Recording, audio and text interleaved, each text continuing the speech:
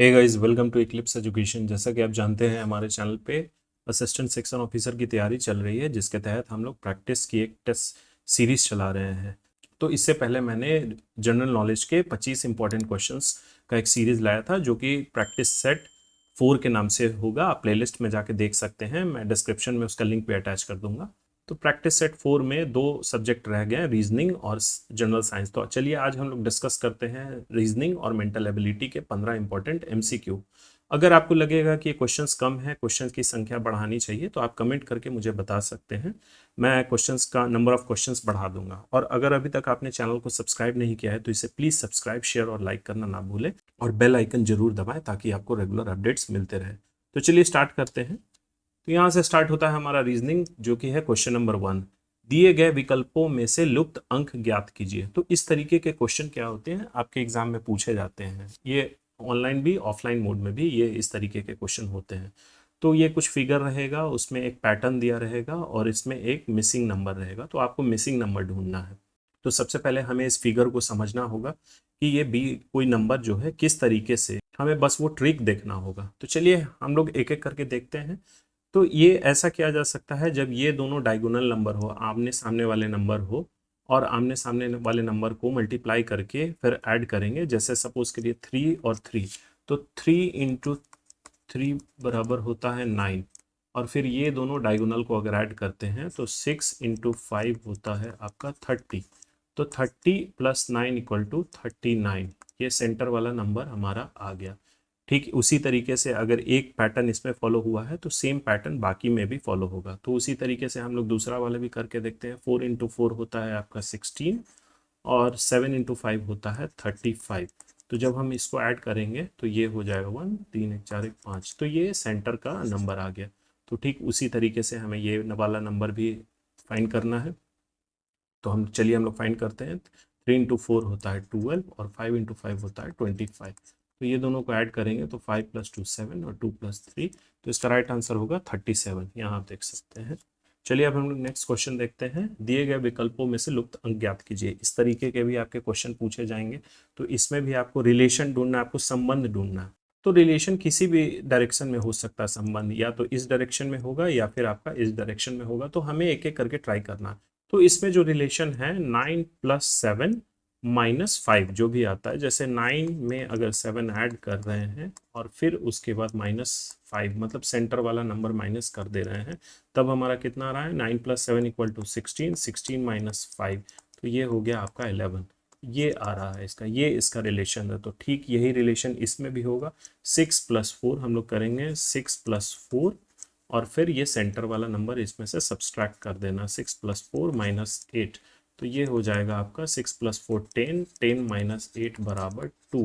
तो ये नंबर आ गया मेरा। तो ठीक इसी तरीके से इसमें भी हमें ढूंढना है। तो यहाँ अगर अभी क्वेश्चन मार्क है, तो हमें इसे x मान सकते हैं। तो ये होगा 8 + x माइनस सेंटर वाला नंबर 4 = 7। अब हम इसे सॉल्व करते हैं। तो ये हो जाएगा आपका 8 + x - 4 = 7। तो 8 + x, 7, 4 को हम लोग उधर भेज देते हैं, तो 7 + 4 11 हो जाएगा। तो x बराबर 11 में से 8 माइनस करेंगे, 11 में से 8 माइनस करेंगे, तो इसका आंसर होगा 3। यहाँ आप देखिए, इसका राइट आंसर है 3। चलिए क्वेश्चन नंबर 3 देखते हैं। ये डायरेक्शन एंड टेस्ट का क्वेश्चन है। पहले हम लोग क्वेश्चन पढ़ लेते हैं, फिर उसे सॉल्व करते हैं। तो इसमें की पॉइंट्स जो है, उसे हम लोग अंडरलाइन करते चलेंगे। हरि ने पूरब दिशा में, यहाँ दिशा देखना है, पूरब दिशा में 17 किलोमीटर की यात्रा की। फिर वह बाएं ओर मुड़कर 15 किलोमीटर बाएं ओर और 15 किलोमीटर आगे बढ़ा। फिर बाएं ओर मुड़कर 17 किलोमीटर आगे बढ़ा। अब वह अपने प्रारंभिक प्रस्थान बिंदु से कितनी दूर है? मतलब ये बोल रहा है कि हरि कोई एक डायरेक्शन में 17 किलोमीटर चला, फिर वहां से बाएं ओर मुड़कर 15 किलोमीटर आगे बढ़ा, फिर बाएं ओर मुड़कर 17 किलोमीटर। तो उसका जो लास्ट पोजीशन है और इनिशियल पोजीशन है, उस दोनों में डिस्टेंस पूछ रहा है। तो चलिए इसे हम लोग ड्रॉ करते हैं। तो आप लोगों को दिशा पता होगा, ये इस तरीके का रहता है। इधर हो गया आपका पूरब, ये हो गया आपका पश्चिम, ये उत्तर, और ये दक्षिण। तो यहाँ पूछा जा रहा है, हम लोग जब भी स्टार्ट करेंगे तो सेंटर पोजीशन से। तो हरी चलिए सेंटर में है, यहाँ पे ये सेंटर में है। यहाँ से स्टार्ट कर रहा है हरी। हरी पूरब दिशा में 17 किलोमीटर, पूरब मतलब वो इधर चलेगा 17 किलोमीटर। यहाँ हम लोग लिख देते हैं 17 किलोमीटर। फिर क्या वहाँ से वह बाईं ओर मुड़ा, तो बाईं ओर यहाँ अगर चल रहा है तो ये इसका सीधे होगा, यह उसका बायां होगा, यह उसका दायां होगा। यहाँ बायां ओर मुड़ने की बोल रहा है तो बायां ओर मुड़कर 15 किलोमीटर। तो चलिए हम लोग 15 किलोमीटर आगे बढ़ते हैं, इसे लिख देते हैं 15 किलोमीटर। 15 किलोमीटर आगे बढ़ा, फिर बाईं ओर मुड़कर 17 किलोमीटर आगे गया। अब यहाँ पे गया, यहाँ रुका, तो इसका ये दायां होगा, ये बायां होगा। क्वेश्चन में बोल रहा है बायां ओर मुड़कर 17 किलोमीटर, मतलब वो फिर 17 किलोमीटर बायां ओर मुड़कर चला। अब इसके आगे तो कुछ नहीं है। अब पूछा जा रहा है अब वह अपने प्रारंभिक प्रस्थान बिंदु से कितनी दूर है, तो उसने स्टार्ट किया था यहाँ से और वो पहुंच गया यहाँ, तो ये दोनों का डिस्टेंस पूछा जा रहा है। ये क्वेश्चन में ये दे दिया है कि यहाँ पहले 17 किलोमीटर चला, फिर 15 किलोमीटर चला, फिर 17 किलोमीटर चला, तो ये दोनों का डिस्टेंस सेम है, इसीलिए ये आपका 15 किलोमीटर होगा। यहाँ आप देख सकते हैं आंसर इसका 15 किलोमीटर। अब चलिए क्वेश्चन नंबर 4 है, ये डाइस का क्वेश्चन है, पासे का सवाल है।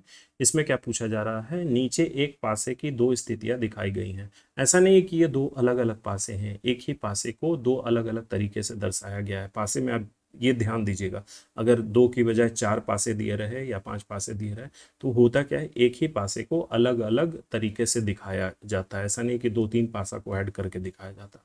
जब एक की संख्या नीचे हो, यहाँ एक कहने का मतलब एक बिंदु, तो इसे हम लोग नंबर वाइज भी मान लेते हैं।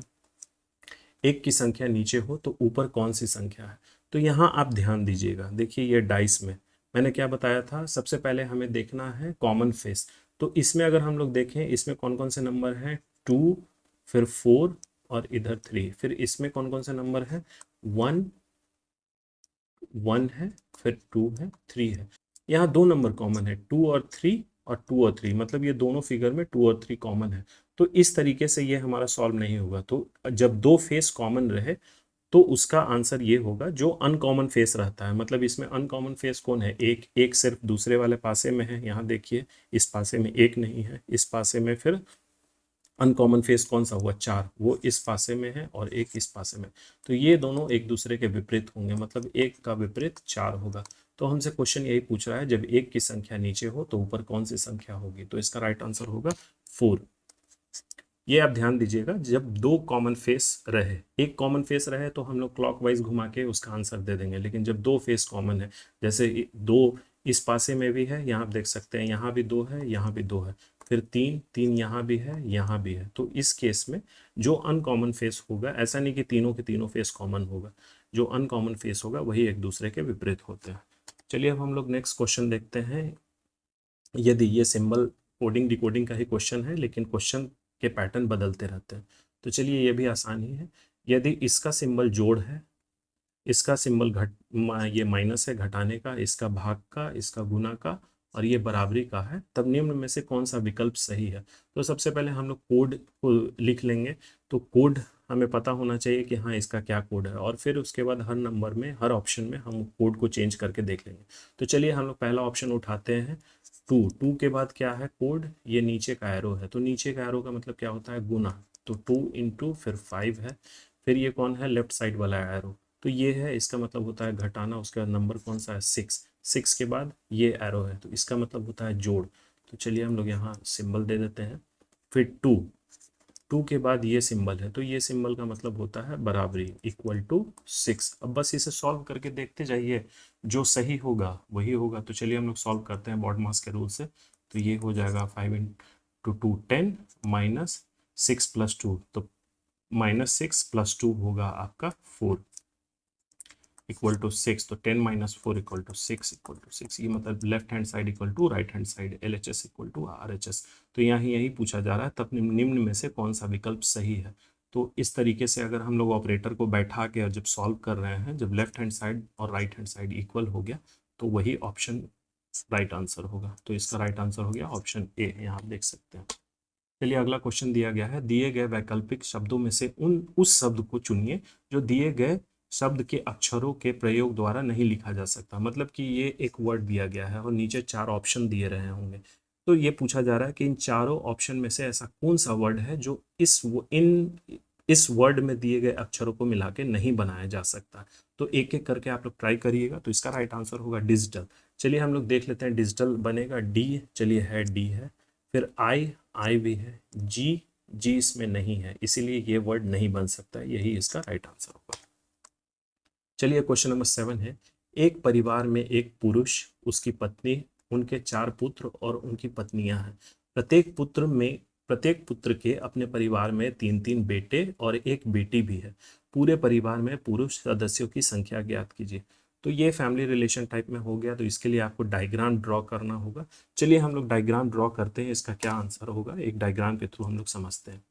तो यहाँ मैंने एक डायग्राम बताया है, इसे अच्छे से समझाने के लिए इस डायग्राम के थ्रू। तो यहाँ देखिए, सबसे पहले क्वेश्चन हम लोग देखते हैं, क्वेश्चन क्या बोल रहा है, एक परिवार में एक पुरुष, उसकी पत्नी। तो चलिए हम लोग डायग्राम में देखते हैं, एक पुरुष, यहाँ मैंने दर्शाया प्लस साइन जो है ब्लू कलर का वो पुरुष को दर्शा रहा है, और माइनस साइन पत्नी को दर्शा रहा है ऑरेंज कलर का जो है। तो चलिए, एक पुरुष और उसकी पत्नी है। फिर क्वेश्चन हम लोग देखते हैं, उनके 4 पुत्र और उनकी पत्नियां हैं।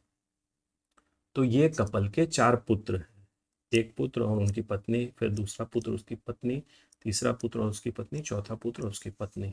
ये हो गया दूसरा स्टेटमेंट, दूसरा जो रिलेशन था। अब प्रत्येक पुत्र के अपने परिवार में 3-3 बेटे और एक एक बेटी भी है। तो चलिए, हर एक जो बेटा है, बेटा बहू के 3 बेटे हैं। तो देखिए, ये पहला बेटा और बहू के 3 बेटे हैं, 1 2 3, जैसे आप देख सकते हैं, प्लस मतलब पुरुष को दर्शा रहा है, और ये बेटी है। उसमें कंफ्यूज मत होइएगा, ये बेटी है, ये बेटी है। 3 बेटे हैं और एक बेटी है, सब के सब चारों बेटे के यही है, 3 बेटे हैं और एक बेटी है।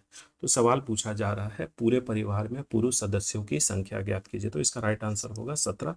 चलिए हम लोग इससे देख लेते हैं, पुरुष सदस्यों की संख्या, तो एक फादर हो गया और उसके 4 बेटे, तो 4 और 1 5 यहाँ पे हो गया है। इस लाइन तक आपका 5 पुरुष सदस्य हो गए, और फिर उसके बाद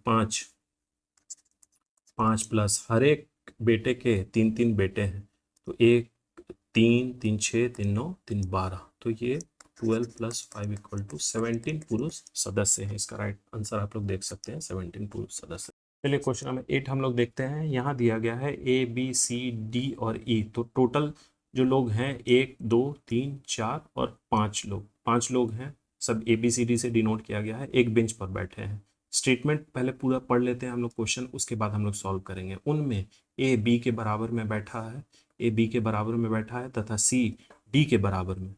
फिर दूसरा लाइन पढ़ते हैं, पर D E के पास नहीं बैठा क्योंकि E बेंच के बाएं किनारे पर बैठा है। तो चलिए, हमें एक किनारा पता हो गया, E बेंच के बाएं किनारे पर।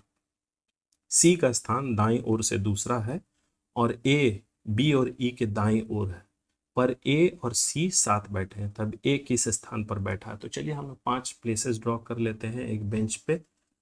ये 1 2 3 4 और ये 5। तो स्टेटमेंट वाइज चलते हैं, कहीं भी हम लोग बैठा देंगे उनमें A। लेकिन यहाँ एक चीज़ पता होगा जब हमें कि क्योंकि E बेंच के बाएं किनारे पर बैठा है, अगर आप लोग ध्यान से पढ़ रहे हैं तो आपको पता है कि ये लेफ्ट साइड होता है बायां, और ये होता है दायां, लेफ्ट और राइट। ये बायां हो गया, ये दायां हो गया, और यहाँ से पता चल गया कि E बेंच के बाएं किनारे पर बैठा है। तो यहाँ हम लोग इस तरीके से बैठा देते हैं E को बाएं किनारे पर। अब चलिए हम लोग बैठाते हैं फर्स्ट स्टेटमेंट से, A B के बराबर में बैठा है, तो यहाँ हम लोग A को बैठा देते हैं, यहाँ B को, तथा C D के बराबर में बैठा है, तो C और D को एक साथ बैठा देते हैं। अब दूसरा स्टेटमेंट क्या बोल रहा है, D E के पास नहीं बैठा है, तो D E के पास नहीं बैठा है क्योंकि E जो है वो बेंच के बाएं किनारे पर बैठा है। तो चलिए ठीक है, ये भी सही है। C का स्थान दाईं ओर से दूसरा है। अब दाईं ओर से दूसरा मतलब कि इधर से दूसरा होगा, तो पहले स्थान पे, दाएं के पहले स्थान पे D बैठा है, और दायां के दूसरे स्थान पे C बैठा है। तो चलिए, ये भी हमारा सही जा रहा है, दाएं ओर से दूसरा है, और A B और E के दाईं ओर है। A B और E के दाएं ओर है, तो ये गलत हो रहा है क्योंकि A E के तो दाएं ओर है लेकिन B के बाएं ओर है। तो यहाँ हम लोग क्या कर सकते हैं, इन दोनों का प्लेसेस एक्सचेंज कर सकते हैं। तो क्या करेंगे, यहाँ पे हम B को बैठा देंगे और यहाँ पे A को।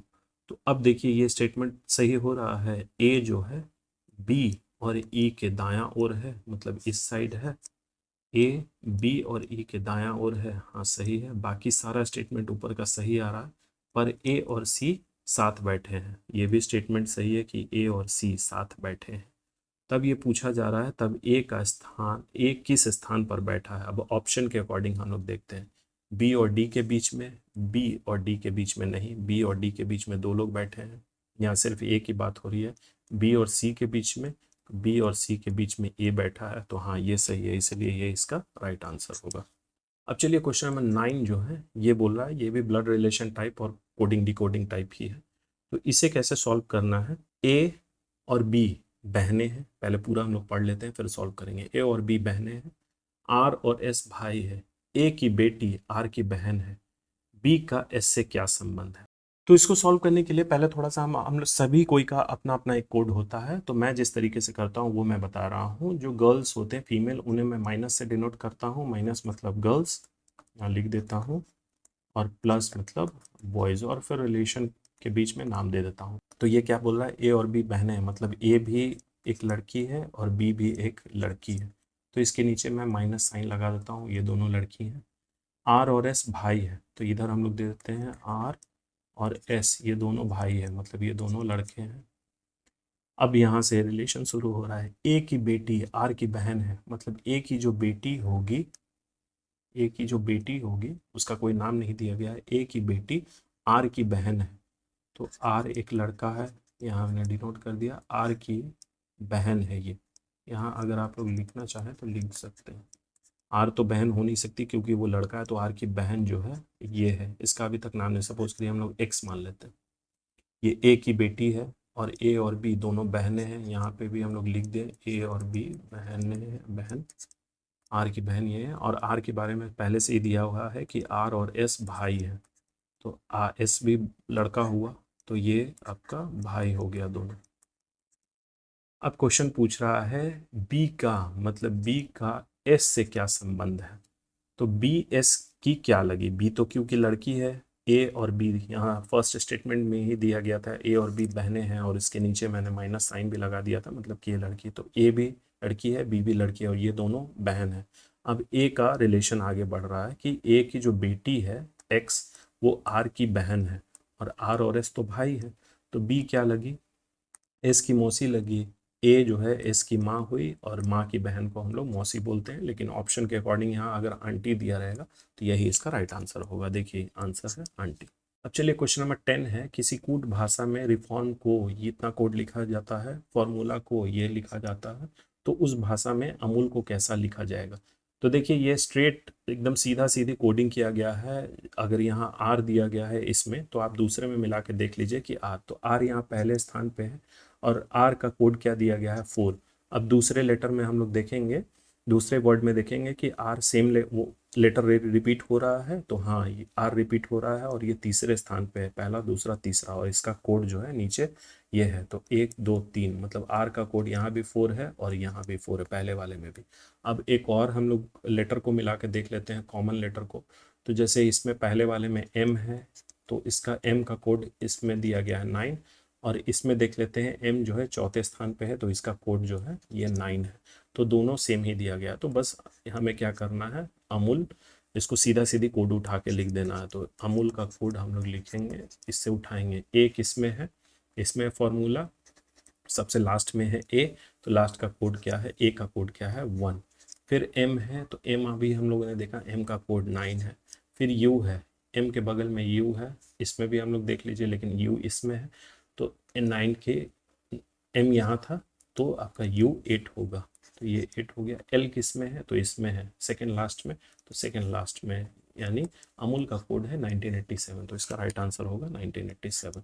बहुत ही स्ट्रेट फॉरवर्ड होता है, बस ये कंफ्यूज करने के लिए दिया जाता है। अब चलिए नेक्स्ट क्वेश्चन है, यदि a equal to Y equal to 1, B equal to S equal to 2, N equal to P equal to 3, O equal to E equal to 4, R equal to G equal to 5, तो निम्नलिखित अक्षरों के किस set के योगफल से एक विषम संख्या बनेगी। अब देखिए ये बहुत लग रहा होगा कि बहुत ही एडवांस्ड कोडिंग डिकोडिंग का है, लेकिन इसे आप ध्यान से और ऑप्शंस को आप देखिए, यहाँ ऐसा कुछ अल्फ़ाबेट में वगैरह में कुछ कोड नहीं किया गया है, यहाँ डायरेक्ट कोड दिया गया है। ये कहने का मतलब कि ए और वाई का कोड है 1, बी और एस का कोड है 2, तो यहाँ जो भी ऊपर अक्षर दिए गए हैं बस हमें उसी में से देखना है, क्योंकि जो भी नीचे ऑप्शंस में जो भी नंबर बनाए गए हैं, जो भी वर्ड बनाए गए हैं, इन्हीं अल्फ़ाबेट को इस्तेमाल करके बनाया गया, इन्हीं वर्ड्स को, इन्हीं लेटर्स को इस्तेमाल करके बनाया गया। आप जैसे देख लीजिए, अब आगे क्या बढ़ा जा रहा है, ये तो कोड हमने समझ लिया। तो निम्नलिखित अक्षरों के किस सेट के योगफल से एक विषम संख्या बनेगी। मतलब कि हमें क्या देखना है, हर एक जो अक्षर है उसके कोड को ऐड करके देखना है, और ऐड करने के बाद जो भी आउटपुट आ रहा है, रिजल्ट आ रहा है, वो एक विषम संख्या है या फिर सम संख्या। तो यहाँ क्वेश्चन पूछा जा रहा है विषम संख्या। तो चलिए हम लोग ऑप्शन नंबर 1 को ट्राई करते हैं। तो बी का कोड क्या है, यहाँ आप देख सकते हैं B equal to S equal to 2, तो बी का कोड है 2। फिर ए का कोड क्या है, तो A equal to Y equal to 1, तो ये 1 हो गया। यहाँ हम लोग नीचे लिखते जाते हैं 2 + 1, फिर प्लस, फिर एन है, तो एन का कोड क्या है, N equal to P equal to 3, फिर ये 3 हो गया। फिर ए का कोड, ए का 1 था, फिर एन का अभी हमने लिखा 3 और ए का 1। अब इसे ऐड करना, 2 1 3, 3 3 6, 6 1 7, 7 3 10, 10 और 11। यहाँ पूछा जा रहा है जो इन संख्याओं के योगफल आएगा उससे किससे आपका विषम संख्या बन रही है। तो 11 तो एक विषम संख्या है, तो ये हमारा ऑप्शन फर्स्ट ही राइट हो गया। देखिए ये इसका राइट आंसर होगा। अब चलिए क्वेश्चन नंबर 12 हम लोग देखते हैं। ये भी देखने में थोड़ा टिपिकल लग रहा होगा, लेकिन ये काफ़ी आसान है। चलिए हम लोग एक बार क्वेश्चन देख लेते हैं। बी का कोड है 8, एल का कोड है 7, ओ का कोड है 5, सी का 9, के का 4 है। तो दिए हुए योग का प्रयोग करके निम्नलिखित ब्लॉक में अज्ञात अक्षर का पता लगाइए। मतलब कि यहाँ सब जो भी दिए गए हैं अक्षर, उनका कुछ ना कुछ ऊपर कोड दिया गया है, तो हमें पता करना है कि इन जो कोड है उसको ऐड करके ये आना चाहिए। तो यहाँ मिसिंग नंबर ऐसा कौन सा है जो यहाँ होगा जिसको जोड़ने के बाद जो योगफल है वो 33 होगा। तो चलिए हम लोग कोड क्या कर सकते हैं, लिखते हैं बी जो है, बी का कोड है 8, तो चलिए हम लोग 8 लिखते हैं पहले। ओ का कोड है 5, तो चलिए 8 + 5। फिर हम यहाँ पे क्वेश्चन मार्क है, तो इसे हम क्या करते हैं, x मान लेते हैं। फिर b का कोड था 8 और फिर b है 8, इसके बराबर दिया हुआ है 33। चलिए हम लोग इसे सॉल्व करते हैं। 8 5 13, 13 + x + 16 बराबर 33। तो इन दोनों को ऐड करेंगे तो x प्लस ये हो जाएगा 6 3 9 और 1 1 2 बराबर 33। अभी हमारा आंसर नहीं आया है। x बराबर 33 - 29 होता है 4। तो 4 तो अभी ऑप्शन में, आंसर में कोई ऑप्शन में 4 है नहीं, अब 4 आया है, लेकिन यहाँ पे आप देख रहे हैं अक्षर है, कोड ये नंबर नहीं है। तो यहाँ पे कौन सा अक्षर होगा, तो जैसे 4 आया आंसर, तो 4 का कोड हम लोग यहाँ ऊपर देख सकते हैं, 4 का कोड है के, तो यहाँ के होगा, ये इसका राइट आंसर होगा। अब चलिए क्वेश्चन नंबर 13 हम लोग देखते हैं। ये भी थोड़ा ध्यान देने वाली है। नीचे आरेख में विद्यार्थी, कलाकार और गायक दिखाए गए हैं। आरेख का अध्ययन कीजिए और उस क्षेत्र की पहचान कीजिए जो उन विद्यार्थियों को दर्शाता है जो सिर्फ कलाकार हैं व गायक नहीं है। यहाँ हमें कीवर्ड्स को पकड़ना है। उन विद्यार्थी, तो सारे तो विद्यार्थी हैं, ये दिया गया है आपका स्कूल के बच्चे। तो आप बोलिएगा सभी स्कूल के बच्चे नहीं, ऐसा नहीं है। नीचे आरेख में विद्यार्थी का एक अलग ब्लॉक है, एक अलग वर्ग है, कलाकार का एक अलग वर्ग है और गायक का अलग वर्ग है। जैसे आप यहाँ देख सकते हैं, ये जो है ये वाला ब्लॉक, ये सिर्फ स्कूल के बच्चे को दर्शा रहा है। इसके अंदर जितने भी बच्चे आएंगे वो स्कूल के बच्चे भी होंगे और फिर कलाकार और गायक भी। फिर दूसरा वाला ये जो ब्लॉक है, इसमें जितने भी बच्चे आ रहे हैं वो कलाकार भी होंगे और उसके अलावा जिस ब्लॉक में आ रहे हैं, और तीसरा गायक। तो यहाँ क्वेश्चन जो पूछ रहा है, यहाँ हम लोग देख सकते हैं क्वेश्चन पूछना है उन विद्यार्थियों का, मतलब इस ब्लॉक में तो होना चाहिए, उन विद्यार्थी को दर्शाता है जो सिर्फ कलाकार है लेकिन गायक नहीं है। तो चलिए हम लोग देखते हैं, यानी इस ब्लॉक में भी वो आना चाहिए और इस ब्लॉक में भी आना चाहिए, लेकिन इस ब्लॉक में नहीं आना चाहिए। तो इसे हम लोग ऑप्शन के थ्रू भी हम लोग देख सकते हैं। चलिए देखा जा रहा है ए, तो ए को लेते हैं। ए क्या है, वो सिर्फ स्कूल का बच्चा है, सिर्फ विद्यार्थी है, लेकिन वो कलाकार नहीं है क्योंकि इस ब्लॉक के अंदर नहीं आ रहा, तो ये नहीं होगा। दूसरा ऑप्शन हम लोग देखते हैं बी द्वारा। तो बी क्या है, स्कूल का बच्चा भी है और कलाकार भी है। तो क्वेश्चन तो यही पूछ रहा था कि उस विद्यार्थी को दर्शा रहा है जो सिर्फ कलाकार है, गायक नहीं है, और ये गायक भी नहीं है क्योंकि देखिए ये इस ब्लॉक के अंतर्गत नहीं आ रहा। अब चलिए हम लोग आगे ऑप्शन भी देख लेते हैं, तब अच्छा से कंफर्म होगा। एफ द्वारा, एफ क्या है, एफ सिर्फ कलाकार है, ना तो वो स्कूल का बच्चा है ना गायक है, लेकिन क्वेश्चन ये नहीं बोला। और सी द्वारा, तो चलिए सी हम लोग देखते हैं क्या है। सी स्कूल का बच्चा भी है, वो कलाकार भी है और इस ब्लॉक में आ रहा है, यानी वो गायक भी है। तो ये तो हमारा आंसर नहीं होगा। तो ऑप्शन बी जो है, बी सिर्फ यही एक ऐसा स्कूल का बच्चा है जो सिर्फ कलाकार है लेकिन गायक नहीं है। तो हमारे क्वेश्चन के अकॉर्डिंग यही इसका राइट आंसर होगा। अब क्वेश्चन नंबर 14 हम लोग देखते हैं, पहले क्वेश्चन पढ़ लेंगे फिर सॉल्व करते हैं। जिल के पास मनी से अधिक पैसे हैं लेकिन बाबू से कम है। चलिए आगे बढ़ते हैं। यदि जिल, मनी और बाबू के पास क्रमशः एक्स, वाई और जेड है, मतलब पैसे हैं, तो निम्नलिखित में से कौन सा सही है। तो ये एक रिलेशन ढूंढने का बात है, कुछ कंडीशन दिया है। तो चलिए यहाँ दिया गया है जिल, मनी और बाबू के पास, तो हम लोग लिख लेते हैं इन तीनों के पास क्रमशः, जिल के पास एक्स रुपीज़ है, मनी के पास वाई रुपीज़ और बाबू के पास जेड। अब हम लोग ऊपर का कंडीशन यहाँ बैठाते हैं। जिल के पास मनी से अधिक पैसे हैं, तो जिल को चलिए हम लोग यहाँ रखते हैं, मनी से अधिक पैसा है, तो ये हम लोग देख सकते हैं इधर मनी से ज़्यादा है, मनी के पास एक्स है, तो जो ये सिंबल के राइट साइड होता है मतलब वो बड़ा होता है, तो जिल के पास मनी से ज़्यादा पैसा है लेकिन बाबू से कम है, यानी बाबू से कम है उसके पास। तो सबसे ज़्यादा पैसा बाबू के पास है, उससे थोड़ा कम जिल के पास है और सबसे कम मनी के पास है। तो निम्नलिखित में से कौन सा सही है।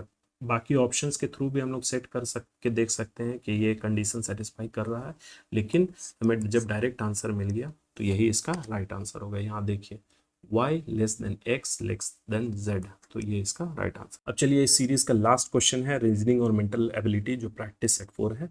इसे ध्यान से देखते हैं, बहुत ही आसान है। दिए गए विकल्पों में से संबंधित अक्षर को चुनिए। तो मतलब ये जो नंबर है इसको इस तरीके से लिखा गया है, तो ठीक उसी तरीके से इस नंबर को जैसे इसके बदले में लिखा गया है वैसे ही इसके बदले में ये लिखा जाएगा। तो चलिए हम लोग कोड फाइंड करते हैं कैसे लिखा गया है, क्या रिलेशन है। तो यहाँ हम लोग लिखते हैं NUMBER और इसका जो कोड है ये है UNBMRE। तो ये क्या किया, लेटर को इंटरचेंज कर दिया, दो लेटर को, इसको इधर कर दिया, इसको इधर कर दिया, फिर M को इधर कर दिया, मतलब स्थान दोनों के बदल दिए हैं। तो ठीक उसी तरीके से इसका भी होगा GHOST। अब हमें क्या करना है, बस प्लेस इंटरचेंज करना है इस तरीके से HG, फिर इसका ये O इधर जाएगा, S इधर आएगा और T, इसके साथ तो कोई रिलेशन है नहीं, कोई और नंबर है नहीं कि उसका स्थान चेंज करें, तो T जो है वो डायरेक्ट आ जाएगा। अब जो हम लोग ऑप्शन के अकॉर्डिंग देख लेंगे कि ऑप्शन में ये आंसर है कि नहीं, HGSOT। तो देखते हैं HGSOT, इसीलिए ऑप्शन सी जो है इसका राइट आंसर होगा। तो चलिए इस सीरीज में हमने 15 इम्पॉर्टेंट रीजनिंग के MCQ देखे और उसका प्रैक्टिकल भी हमें सॉल्व करके देखा। तो अब बहुत जल्द ही जनरल साइंस के मैं 15 से 20 इंपॉर्टेंट MCQ लाऊंगा, थोड़े बहुत उसमें फैक्ट डिस्कस करता हूँ। आप लोग चैनल के साथ बने रहिए। So thank you everybody for watching the video, और प्लीज़ सब्सक्राइब, शेयर और लाइक करना ना भूलें। और अगर आप लोग हमारे साथ टेलीग्राम पे जुड़ना चाहते हैं तो ये इसका QR कोड है और मैं डिस्क्रिप्शन में उसका लिंक अटैच कर दूंगा, आप लोग वहाँ से भी ज्वाइन कर सकते हैं। और इसकी PDF मैं टेलीग्राम और डिस्क्रिप्शन में भी अटैच कर दूंगा। So thank you.